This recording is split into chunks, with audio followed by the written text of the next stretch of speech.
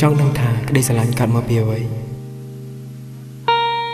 កាត់ឡើងដោយសារមនុស្សពីរនាក់មានអារម្មណ៍ដូចគ្នាកាត់ឡើងដោយសារបេះដូងស្មោះហើយនៅពេលដែលយើងនៅជាមួយគ្នា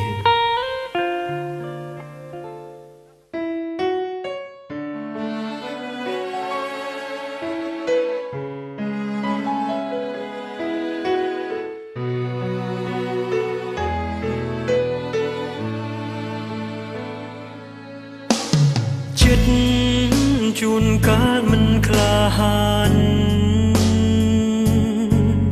មិនហ៊ានសូម្បីតែស្រឡាញ់ចិត្តមួយនេះធ្លាប់ឈឺធ្លាប់ចងចាញ់គឺចាញ់ចិត្តស្នេហ៍ដែលខំស្ម័គ្រស្មោះចិត្តរបួងព្រួងតែស្នេហា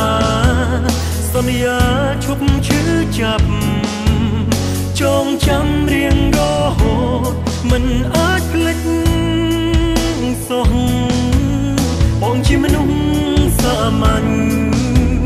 បងគ្មានអ្វីទាំងអស់មានត្រឹមតែបេះដូងស្មោះខ្លាចអូនប្រកាន់បើស្រឡាញ់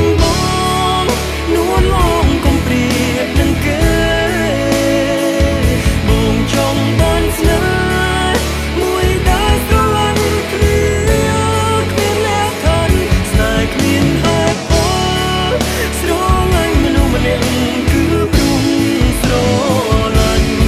ក្តីស្រឡាញ់តែឡើងព្រោះតែអារម្មណ៍ដូចគ្នាព្រោះចិត្តដូចគ្នា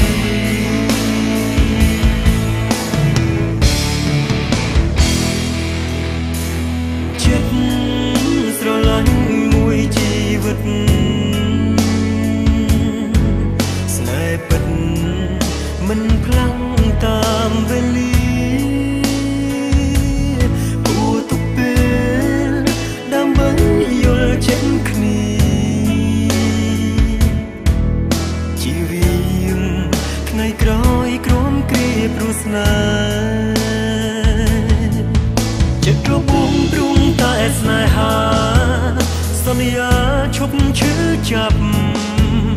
ចងចាំរៀងរហូតមិនអាចភ្លេចសោះបងជាមនុស្សសាមញ្ញបងគ្មានអ្វីទាំងអស់មានត្រឹមតែបេះដូងស្មោះខ្លាចអូនប្រកាន់